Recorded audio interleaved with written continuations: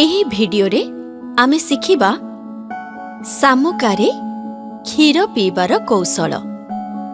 ଶାମୁକାରେ କ୍ଷୀର ପିଆଇବା ହେଉଛି ସ୍ତନ୍ୟପାନ ଏବଂ ନଳୀ ମାଧ୍ୟମରେ କ୍ଷୀର ପିଆଇବାର ମଧ୍ୟବର୍ତ୍ତୀ ଉପାୟ। ମୁଖ୍ୟତଃ 31-32 ସପ୍ତାହର ପିଲା ଯିଏକି କ୍ଷୀର ଟାଣିପାରେନି, ଢୋକିପାରେନି ଆଉ ଯାହାର ନିଶ୍ୱାସ ପ୍ରଶ୍ୱାସ ନେବାରେ ସମନ୍ୱୟ ରୁହେନି, ତାକୁ ଏହି ଉପାୟରେ କ୍ଷୀର ପିଆଯାଏ। ଭଲ ଭାବରେ ଧୁଆଯାଇଥିବା ଶାମୁକା ନିଅନ୍ତୁ, ସେଥିରୁ ପାଣି ନିଗାଡ଼ି ଦିଅନ୍ତୁ ଆଉ ତାକୁ 15-20 ମିନିଟ୍ ଯାଏଁ ଫୁଟାନ୍ତୁ।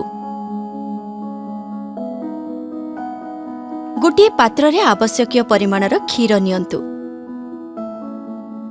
ଶିଶୁକୁ ନିଦରୁ ଉଠାନ୍ତୁ ଆଉ ତାକୁ ଉପରକୁ ଉଠାଇ ରଖନ୍ତୁ, ଯେମିତି ସେ ଠିକ୍ ଭାବରେ ପ୍ରଶ୍ୱାସ ନେଇପାରିବ।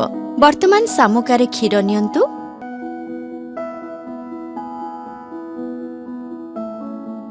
ଆଉ ତଳ ଓଠରେ ଲଗେଇ ରଖନ୍ତୁ। ଏବେ ଟିକେ ଟିକେ କରି ଶିଶୁର ପାଟିରେ କ୍ଷୀର ଢାଳନ୍ତୁ। ଅଧିକ କ୍ଷୀର ଦେବା ପୂର୍ବରୁ ଆପଣ ଦେଖନ୍ତୁ ଯେମିତି ଶିଶୁ ପାଟିରେ ଦେଇଥିବା କ୍ଷୀର ସେ ପିଇ ସାରିଥିବ। ବାଧ୍ୟ କରି ଶିଶୁକୁ କ୍ଷୀର ପିଆନ୍ତୁ ନାହିଁ।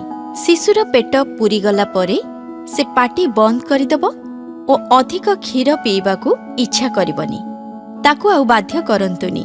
ତାପରେ ଶିଶୁକୁ କାନ୍ଧରେ ତଳମୁହାଁ କରି ପକାଇ ତାର ପିଠି ଥାପୁଡ଼େଇ ଦିଅନ୍ତୁ।